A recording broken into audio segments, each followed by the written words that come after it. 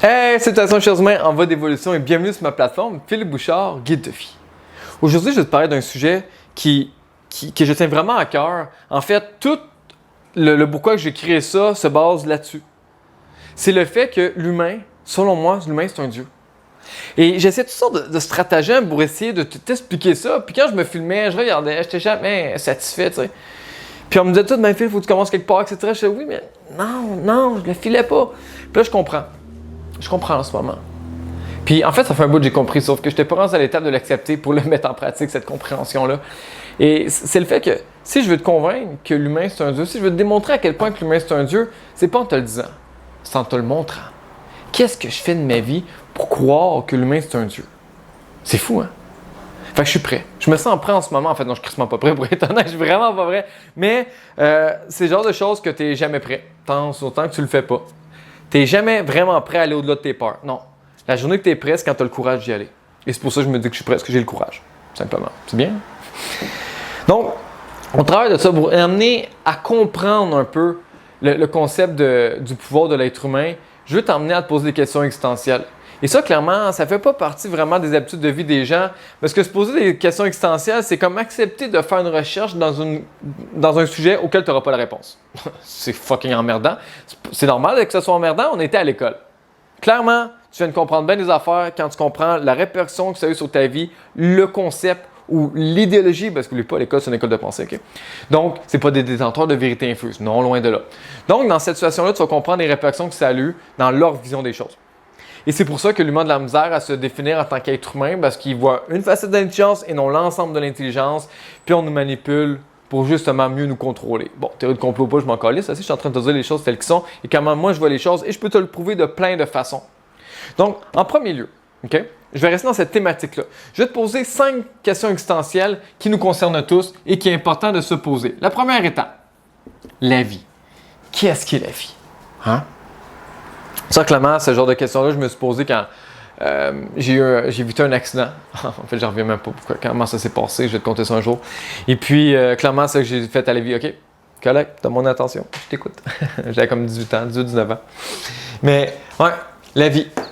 Parce que dans le temps, ça fait un tour de 105, on a découvert le feu, on a développé une chance, puis ça y est, c'est tout. Hostie, j'essaie de marquer là. Donc, par la suite, l'autre question qui est super importante à se poser, c'est qui suis-je?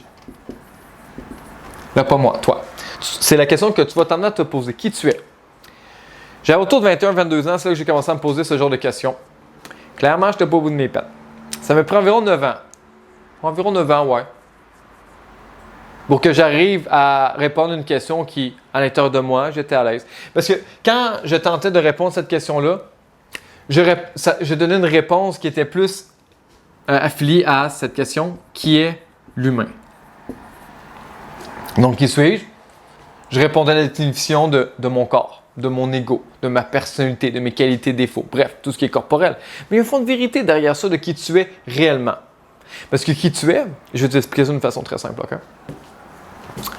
On pense que l'humain vit des expériences spirituelles. Hein? Non. Ben, tu le crois quand tu penses être le corps. Mais non, tu es dans ce corps. Donc, c'est ton être spirituel qui veut une expérience humaine. Oh.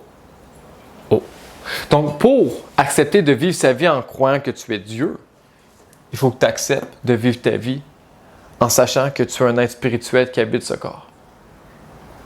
Oh, pas évident, hein? Ça va bien aller, tu vas voir. Je vais te guider, c'est un peu ça le concept.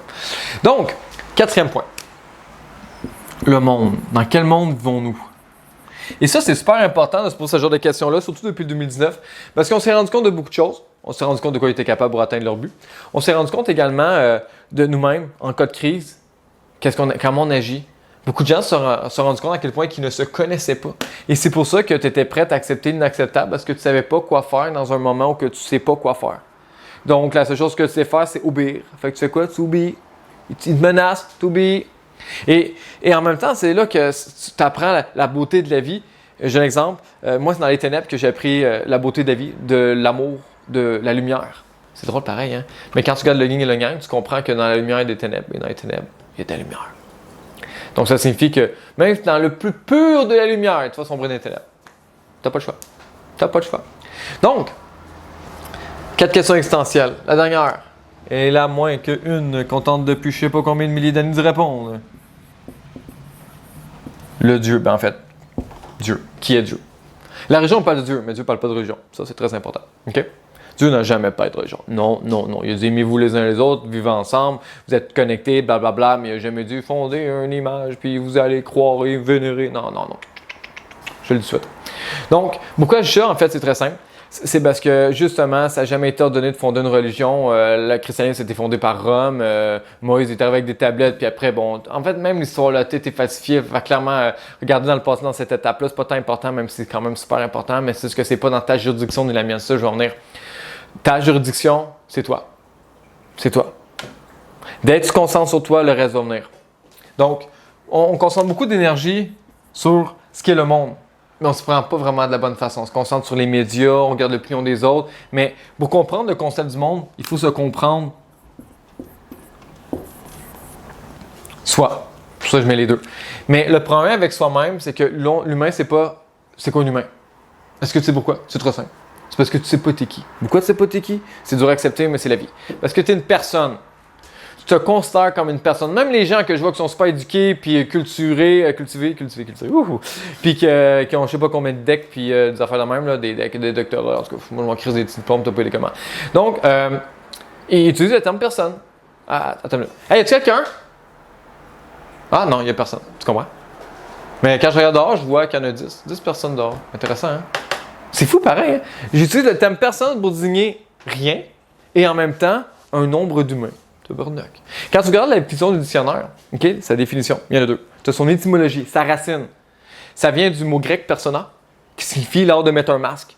Hein? Tu es un personnage, un acteur. C'est ça, être une personne. Et quand tu regardes ça, c'est vrai pareil, parce que toute ta vie, tu as mis des masques pour plaire aux autres, pour vivre pour les autres, au point de t'oublier toi-même. Donc, tu es une personne, tu n'es rien. Mais ça, c'est un leurre, c'est une illusion. Mais si tu acceptes de mettre le masque d'être rien, tu es rien. Comme si tu acceptes de mettre le masque de ce que tu voudras, tu es ce masque que tu y crois. Le pouvoir, c'est la croyance. Le cerveau ne fait pas la différence entre la réalité, l'imagination et le rêve. Si tu y crois, il va s'arranger pour que tu lui donnes raison. C'est pour ça qu'on peut manipuler facilement les gens de croire que tu es un homme dans un corps de femme, que tu es né dans un corps de chien, puis tout ce que tu voudras, mais il y a un fond de vérité derrière ça. Concrètement, il y a vraiment un fond de vérité. C'est juste que dans un monde où tu es vulnérable, c'est là qu'on incluse en fait des fausses vérités, des fausses propagandes. Mais naître dans un corps de femme, ça se peut. Si ton homme a toujours vécu l'histoire d'un homme, okay, puis là, d'un coup, bang, il rentre dans un corps de femme, à cette époque-ci, c'est clairement, là, il est déboussolé, là, fait je sais pas combien de vies tu as un corps d'homme, puis là, d'un coup, dans un corps de femme, ouais, tu vas être désorienté, c'est tout à fait normal. Donc, c'est normal qu'il y en a qui ont comme ce syndrome-là de croire que tu n'es pas né dans le bon corps, c'est vrai. Mais si tu dois changer de sexe pour ça, c'est ça un problème. Non, tu ne dois pas changer de sexe, tu dois vivre l'expérience. Et c'est comme ça, c'est plus beau chez le voisin. Je serais heureux si... Non, être inconfortable, c'est normal. Mais là, en fait, c'est très compliqué. Ce qui se passe présentement, là, c'est parce que même changer de sexe, c'est super important parce qu'on apprend à connaître l'être humain, scientifiquement parlant. Okay? Mais ça, je reviens plus tard encore. Donc, étant donné que tu ne sais pas t'es qui en tant qu'être humain, parce que tu as l'habitude d'être personne, là, tu vas avoir l'habitude d'être un humain. Donc, quand tu vas prendre conscience de qui est un humain, là, d'un coup, ta vie va changer, ta perception de la vie va changer, tu vas te remettre en question sur toutes les sphères de ta vie, simplement parce que, tout d'un coup, tu demandes à être la priorité dans l'histoire. Ouais. Moi, ça m'a fait un gros choc quand j'ai entamé ce processus-là, un putain de gros choc. Et l'ironie de l'histoire, c'est que, en étant personne, OK, j'ouvre une parenthèse, la meilleure façon de comprendre l'importance de l'amour, c'est en privant. Prive-toi de l'amour pendant je sais pas combien de temps, tu vois, après, tu vas trouver ça crissement le fun. OK? Donc, tu te prives de ton identité. Et là, tu brises le cercle en t'amenant à prendre conscience de qui tu es, que tu es un humain. Et là, d'un coup, en prenant conscience de ça, ta porte est déjà ouverte sur la remise en question. Bang! Là, on peut s'exprimer encore plus librement. 2 pour 1, merveilleux, hein? Donc, la vie, ça fait partie de ce processus-là. Et Dieu aussi. Parce que nous sommes tous Dieu. Dieu est partout. Et ça, c'est pas juste la religion ou la science ou plein de formes de pensée qui le démontrent. Prends du moche, tu vas le savoir. Je te le dis, tu vas le savoir. C'est pas parce que tu prends du moche que tu vas le savoir, mais si tu prends le bon moche qui va t'en te poser des bonnes questions, ouais, tu vas le savoir. Rien ne se perd, rien ne se crée, tout se transforme, nous sommes tous reliés, Dieu est partout parce que tout est la style de Dieu. Et ça, c'est facilement explicable. Et c'est là que je vais t'emmener dans les prochains épisodes. Je vais t'emmener à t'expliquer que l'humain, c'est un Dieu.